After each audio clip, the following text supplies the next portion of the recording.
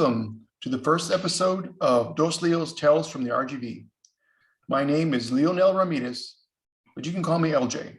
I am joined with my brother, Leopoldo Ramirez. Hello, you can call me Polo.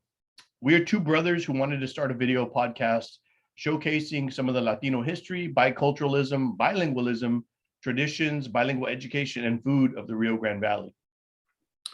So the Rio Grande Valley encompasses several border towns in the southern tip of Texas. It is an area rich with culture that's a combination of American and Mexican traditions.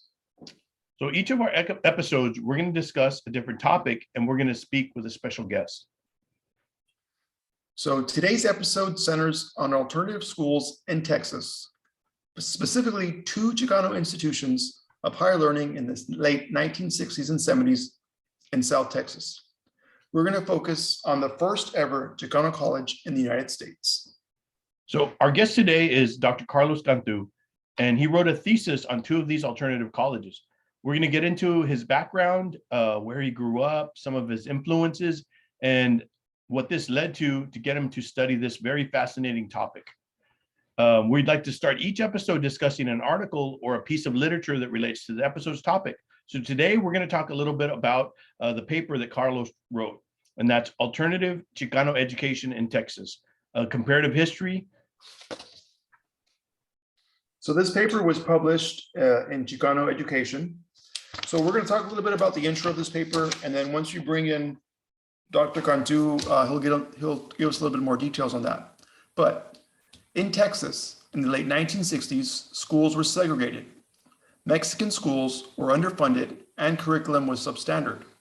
Graduation rates were low, and there were only a small number of Chicano professors. Institutions of higher power were mostly controlled by Anglos. These institutions helped maintain Chicanos as social and economic subordinates. Chicanos didn't accept these discriminatory practices. They participated in walkouts, marches, protests, and created political organizations.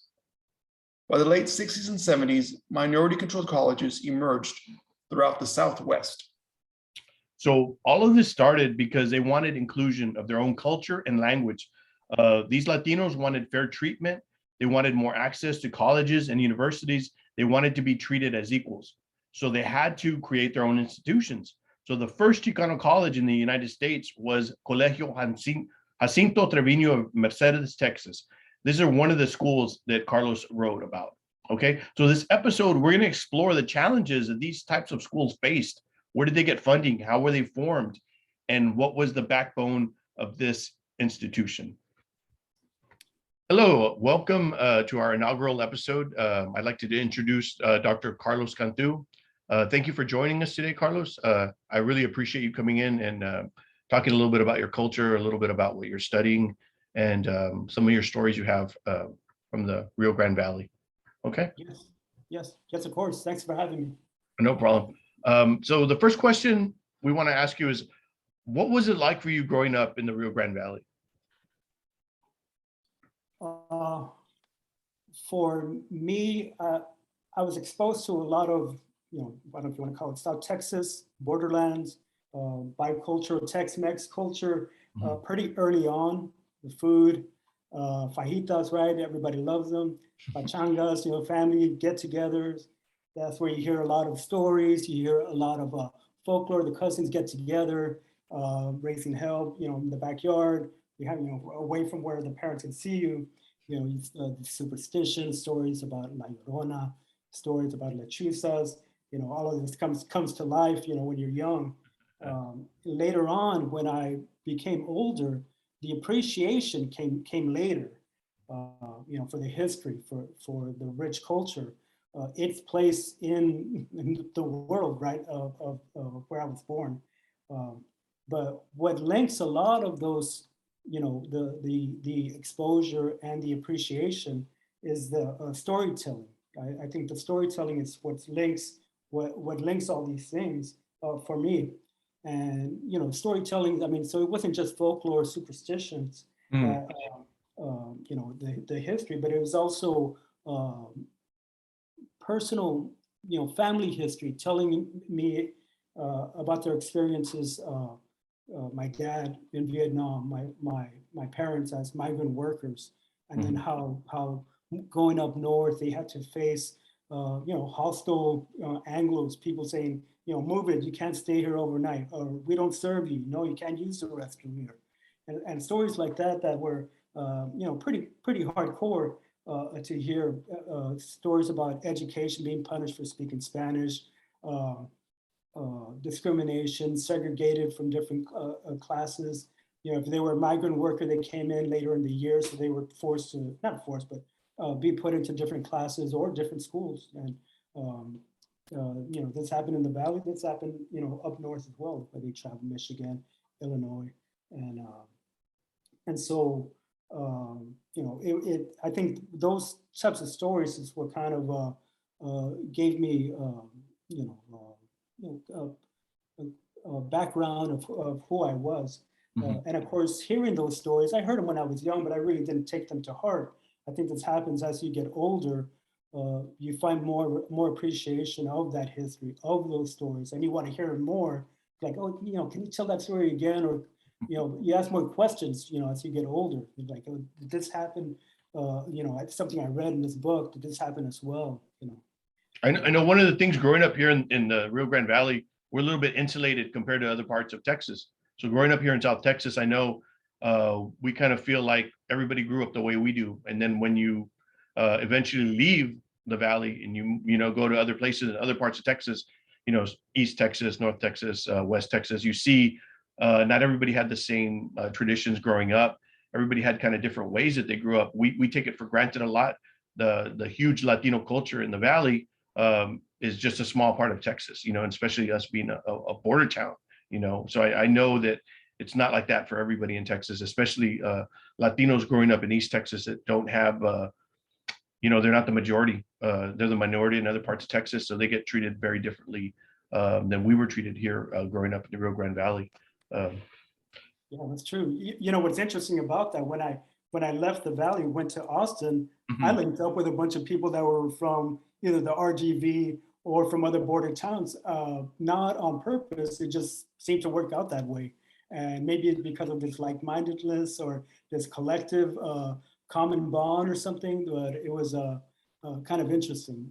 That didn't happen when I moved to Houston later on, but it was interesting to be around those types of people. Just, it was more comfortable. I don't know. Yeah. I had a similar experience going to college in Austin. I just kind of gravitated towards like the smaller Mexican towns. Like one of my friends was from Odessa. But it's true, as I got older, I really developed an appreciation for the culture of this area. Because growing up, the media, the things we'd watch on TV, there weren't shows that had all Hispanic characters. Maybe they had one Hispanic character. Maybe it was a character that was not in a lead role, or maybe it was not a character that had was not in a position of power, had a strong job. So kind of didn't develop that appreciation for this till I got older. Sure. Yeah, of course. Yeah. So what kind of, growing up, what kind of language, what did you speak at home? Was it a mixture of English, Spanish, or both, or what? Oh, for sure. Yeah. The way that I remember it was I learned Spanish first. I was maybe, I don't know, 5 or 6. So however fluent a 5 or 6-year-old can be about it, with Spanish, I guess that was it. When I entered public school, picked up English pretty quickly. What ended up happening right away, it seemed, my mom would speak to me in Spanish, I would respond in English. And, it wasn't ever anything kind of hostile or not hostile, but like any kind of, you need to talk in Spanish, you need to talk back, respond to me in Spanish. It was never an issue, which is kind of ironic. My dad was a Spanish teacher before in La Jolla, before he was at the high school, before he was a high school guidance counselor. And he was also a participant of the Chicano movement down in the Valley, but it was never anything that he forced me to do. It was not something imposed. And this might go back to those experiences where they might have dealt with being punished for speaking Spanish or being ignored for speaking Spanish. and them not wanting me to go through those types of experiences myself, which kind of happens. I don't know, when I've taught Mexican American Studies classes and talked about discrimination, segregation, in the 20th century, in 1950s, 60s, they go home and they'll talk to their parents about it and say, oh yeah, that happened to me. Well, why didn't you ever tell me? It's like, well, I just didn't think you needed to know, you didn't need to know about my hardships, but it's a very collective experience, it can be.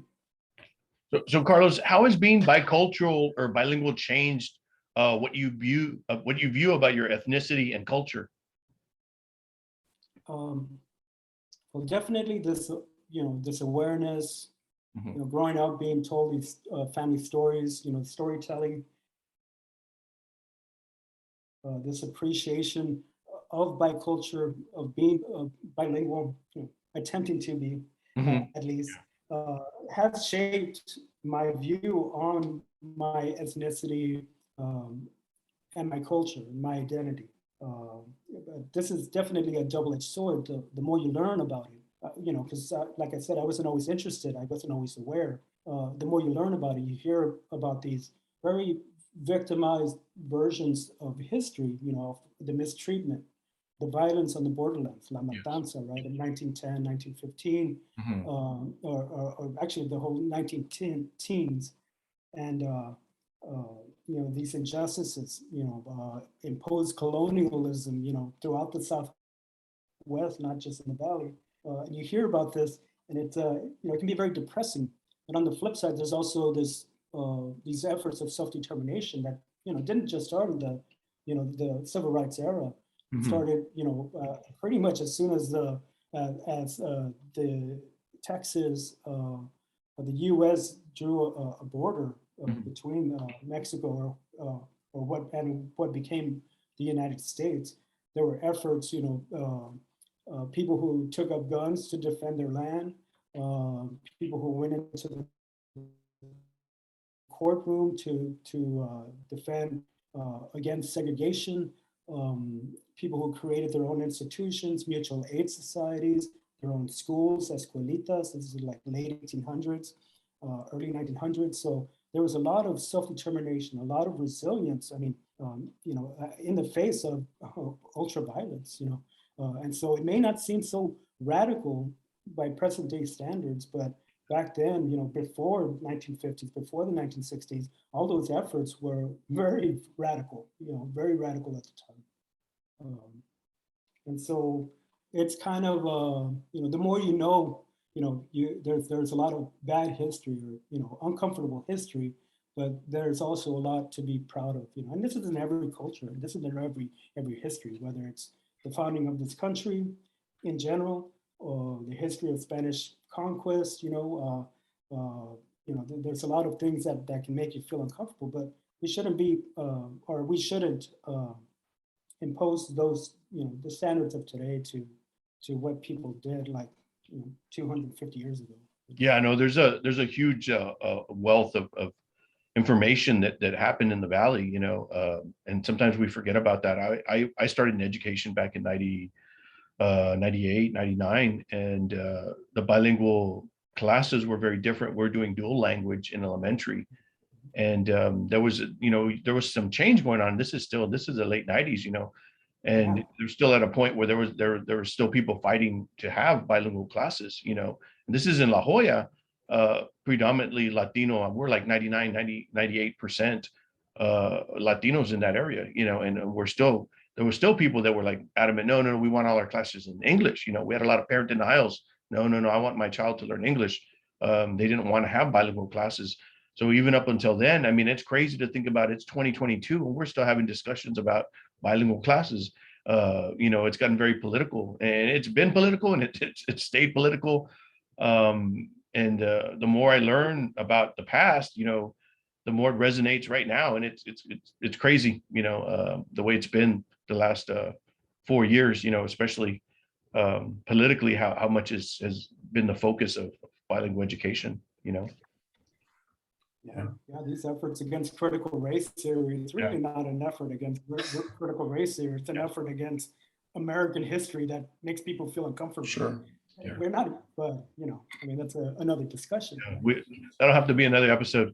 Can you tell us about your thesis? Tell us a little bit about that. I think we're kind of touching on those topics right now. Yeah, I'm very interested in, when I was looking up your topic of the colegios, Dr. Cantu, I didn't find that much information out there. There was there wasn't that many articles. You know, it seems like an area that we need more studies in. How did you focus on that when you were studying for your doctorate? This is definitely linked back to family history, storytelling. My parents were students there at the school. They walked in, they sat in classes. One of my uncles was a founding member. There was 15 of them. So wow, ripe for, you know, different points of views. My uncle was a GED coordinator. My aunt was a secretary there. So there was a lot of involvement family-wise. And so they would tell these stories, you know, like say stories. We'd watch movies like La Bamba, Zinsu, Stand and Deliver, and there might be a joke and there's something, or they say, "Oh, remember that's what they did in El Colegio, or that's what they did back in the day." So which college are you talking about that they attended? I'm sorry. So Colegio Jacinto Treviño. Okay. So let me kind of share. Yeah. so Please show us any pictures, anything. Yeah. Anything you have on the colegios. Nice. Okay, so this is just a little front page, right? Oh, let's see. Let's get in here. Okay, so the origins, you know, depending on who you talk to, the origins of the school, I think are really rooted in these civil rights, these walkouts that happened throughout the valley. I'm currently doing kind of more extensive research on this. Ed Couch also seems to be the go-to walkout, but there was some in West Laco. I mean, I have a list in McAllen, which has been very hush-hush, or I had to find it in Chicano newsletters, evidence for this. In Kingsville, Robstown had one of the longest walkouts or boycotts for about 3 weeks or something. Driscoll, where else? Bishop. I mean, it's amazing how many walkouts there were. There were at least 39. And I'm thinking that there's going to be, that there's more. I'm not doing, I just want to talk more about the Valley as far as the research that I'm currently doing, just to kind of show that this is more widespread than just Ed Couch also, you know. Yeah, so, you hear a lot of, Ed Couch is always mentioned when they talk about walkouts. That's like the #1 that you hear about, you know. And so Mayo, Mexican American Youth Organization, were involved in a lot of these walkouts. In fact, they were responsible for about 39 of these. Wow. According to a scholar who wrote a book about Mayo. I can share that link later. At this Ed Couch Elsa walkout, there was Mayo members who were involved. And so Mexican American Youth Organization, let me just say a couple of things about that. That was an organization of organizers. Used a lot of militant rhetoric, and confrontational politics, in your face type of thing, but they were not violent. There's no evidence that they were ever, you know, took up arms. Although they did say things like they were assertive. Yeah, very assertive. And if you do the research, you can find all the things that some of the members said. But Mayo was behind a lot of these walkouts because it was something that they could get parents to rally behind.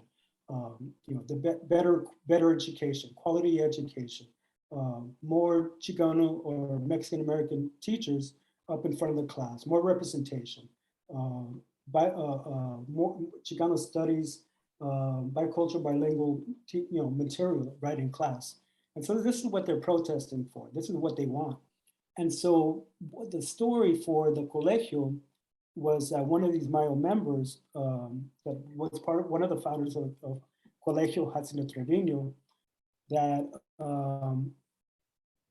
they talked to the superintendent. He's like, okay, well, what are your demands? What do you want?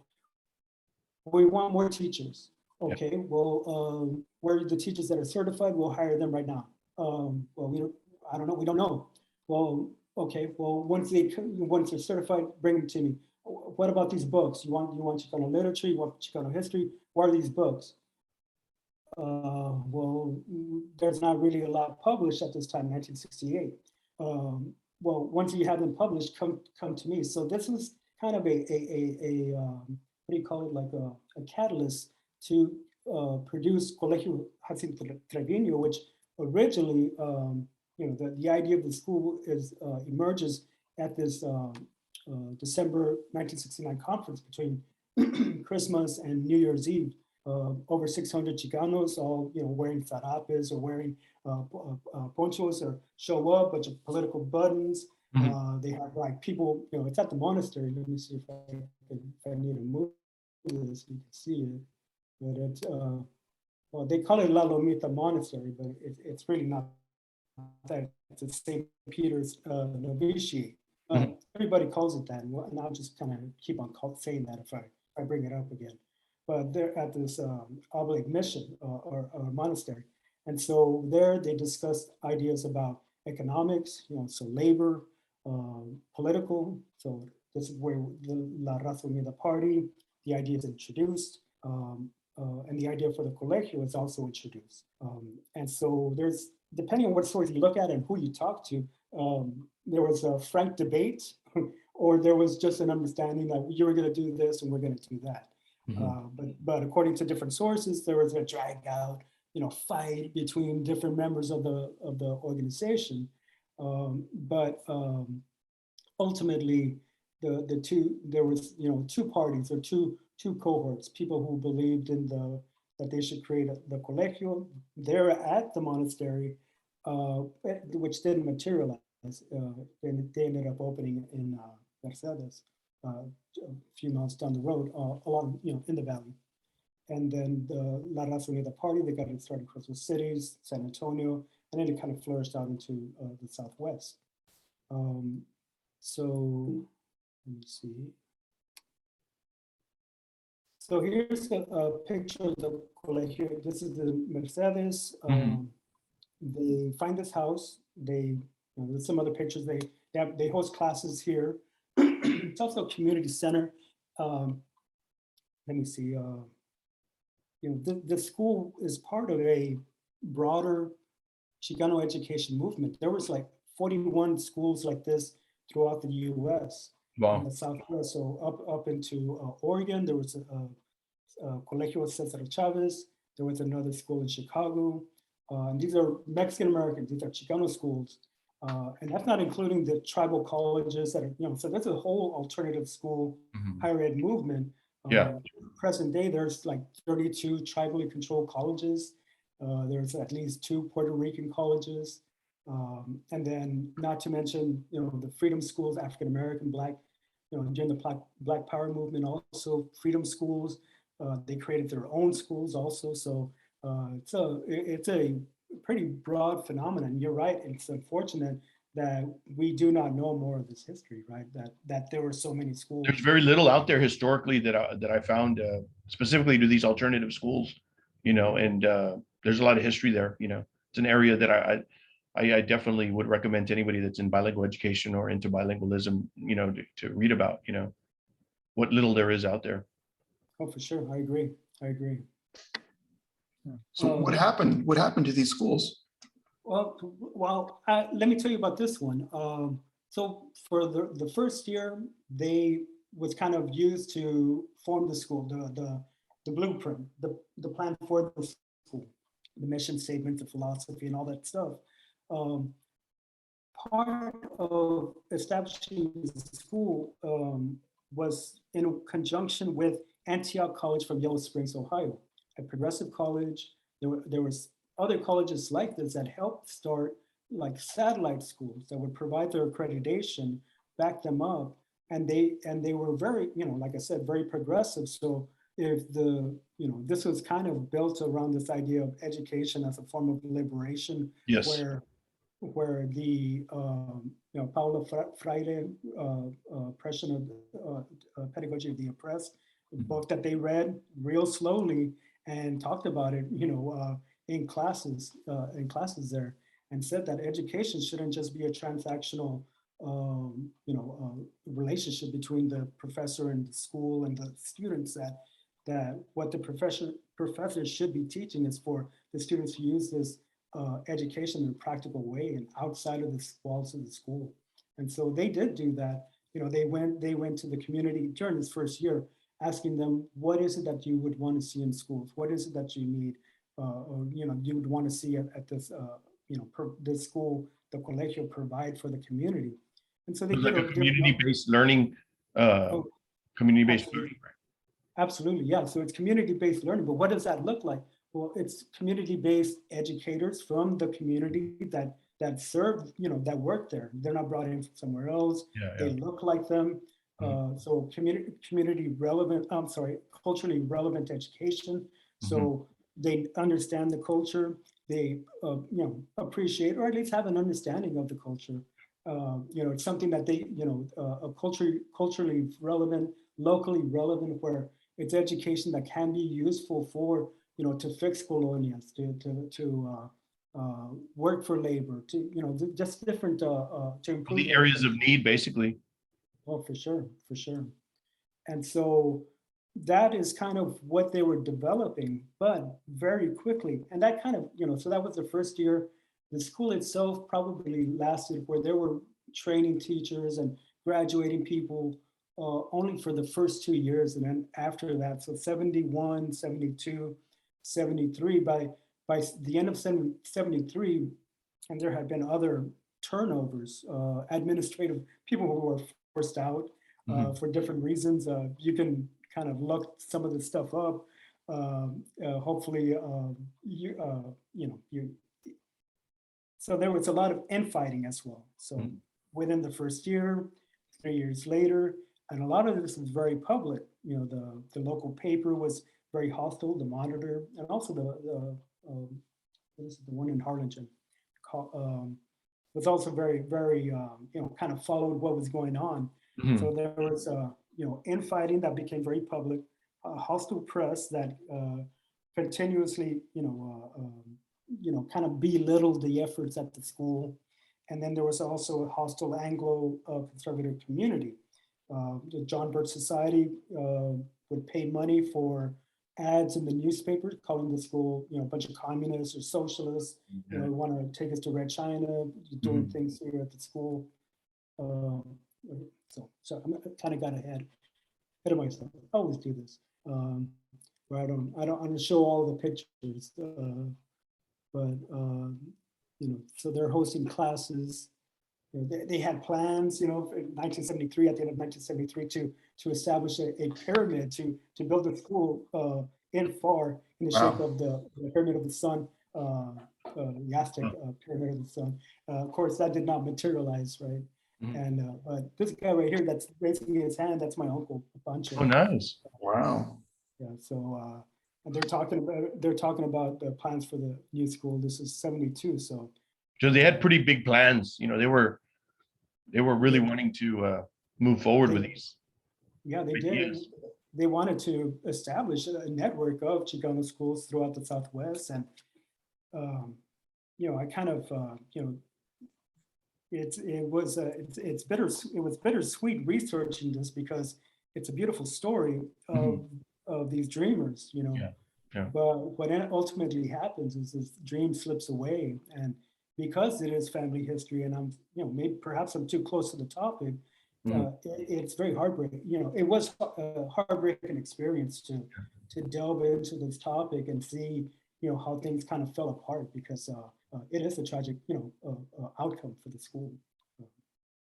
But let's see. So they moved too far in 1974, and it's the school kind of starts losing its framework as far as academic institution. And it mostly becomes a site for planning protests and demonstrations, which, to tell you the truth, that's a whole other education of itself, Yeah. if you don't know how to go about doing that kind of stuff. So that's what happens here. Some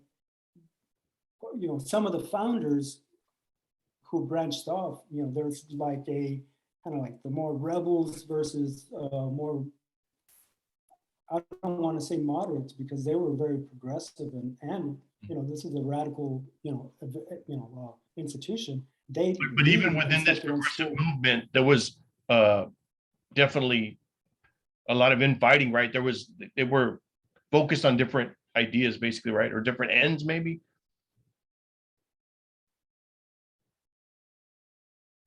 Oh, absolutely. Philosophical differences, ideological differences.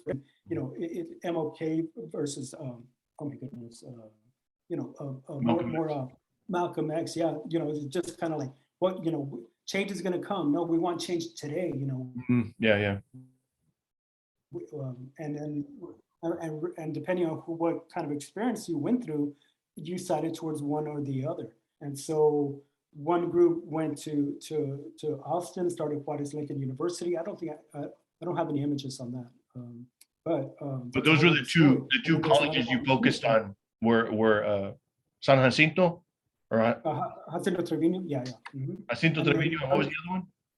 what is Lincoln University? What is Lincoln University in Austin? So those are that one splintered off from the Yeah. original. And then there was another school founded, so this is 1970, 1971, like in 1971, there's another school, Hispanic Institution, what is it? Hispanic International University in Houston. And it's kind of a sister school. Yeah. For a split second, there's a partnership between Juarez Lincoln and the Houston school. I haven't done enough research. I'm in the process of doing that, but there's a relationship there that I need to kind of excavate and see what happened. And that school kind of lasted until the 90s. So it's pretty surprising, pretty cool. Can you tell us a little bit about your experience writing your thesis in the RGB? Where did you graduate from? So I got my BA at Cantu, UTPA. It's now it's UTRGV. I got my BA there. I got my master's there, 2008, and then I went to University of Houston. Graduated in 2016 with my PhD, American history. But I don't believe they have a Mexican American history or Chicano studies PhD, terminal degree, and so because it's dealing with social movements of the 1960s, even if it is, in the valley, right, and at the border, it's still considered U.S. history or American history. So, when I first started researching the school, my thesis, I wrote it with about 2 file folders of information. One of them was a bunch of newspaper clippings that were Xerox, and I put into chronological order. Wow. And it told the story in itself. And then another from different archives that I could find locally, at UT Pan American and at the Museum of South Texas in Edinburgh and in Austin, the Benton Collection, which is fantastic for, there's not many archives that take this type of history serious, but that's one of them that does. And it's a beautiful facility, great people that work there. And if you're searching, go there. But now, so I started with 2 file folders. I wrote this down somewhere. 2005, 2015, I had 2 legal or like business boxes of sources. Wow. Of things that I've collected over time. Some of this came from my uncle who was involved. His private collection, he didn't even know he had it. It was like a storage thing. And I said, I'm going to make myself owner of this. So I hope nobody minds. Nobody minded, I guess. So I still have it. U of H Special Collections has done scans of all these papers. That's available, but you gotta ask. They don't have it readily available, which is kind of surprising on their website. But I eventually want to donate these sources, the hard copies. I'll probably do it at UTRGV. I'm just not sure. I just want them to go to a good home. You might want to think about sending them to Texas A&M and Kingsville. Oh yeah, Great school. Oh, yeah. Yeah. So what are you currently working on right now, Carlos? What are you studying, or what has piqued your interest lately in the last couple of years? Well, I just kind of wrapped up a paper on Navajo student walkouts, Okay. same time period, same kind of the same efforts, about Navajo studies or Native American studies, Mhm. teachers that look like them, Yeah. wanting to incorporate bilingual, bicultural education, teachers that don't punish, treat them like crap because of what they look like or because of who they are. And they persevered. They were able to overcome, get their parents on board who were maybe not so much conservative, but just we don't do that. We don't do that on the reservation. And this happens. You hear this happen, Alcatraz and the takeover the BIA building in Washington D.C. But on reservations, it was not very common to see this type of confrontational politics. It would happen, but not at such a young age, and it was a history that hadn't been told. It's going to be published sometime soon at UT Press. And so that I just finished that. Now I'm working on converting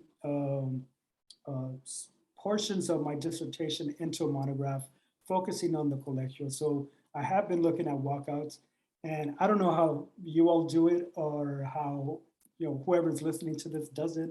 But sometimes you do a lot of research for 2 weeks, Mhm. and it ends up being maybe 2 paragraphs or something. Wow. And that's just fine. That's fine. You might struggle for a sentence for 1 hour. Wow. As a writer, it happens. You got to get the perfect sentence, the perfect argument, or whatever, and it's the nature of writing. Some things flow and come out, and you're like, oh, this is the breeze. But sometimes it takes a while. Sometimes it's a grind.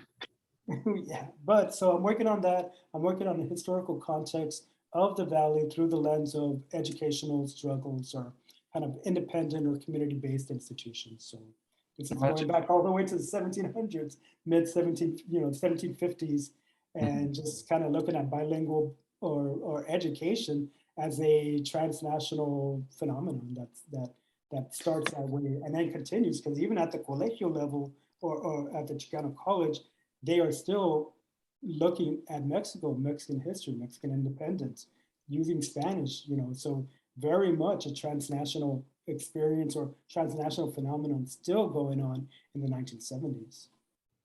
Wow, that's great, Carlos. Sorry, Dr. Cantu. Dr. Cantu, yeah, I keep calling you Carlos. Sorry. Dr. Cantu, I really appreciate your time and effort coming to talk to us. I just want to leave you with one question. When you travel and you go to different places, different countries, different states, what is something you tell people that makes living in the Valley, living in the RGV unique? What is something that like you express to them? What is it that makes it unique down here? Well, definitely the culture and the food and the language. Mhm. You can't get botanas anywhere else. You can't get, some of these munchies and stuff. You can't get them anywhere else, right? Only in the Valley. Actually, that's changing. That's changing. But botanas, it's not changing. You can't find that. You can't find that in Houston. That's for sure. But for me, because I have this historian background, I I think about the history of the Valley being what makes it unique. It's just like what happened at the Colegio. The founding of that school was very progressive, very radical. It didn't happen in a big city. Eventually, it did in Austin, Houston, but it didn't originate in a big city. It happened down there, and for me, it's a history that makes it unique.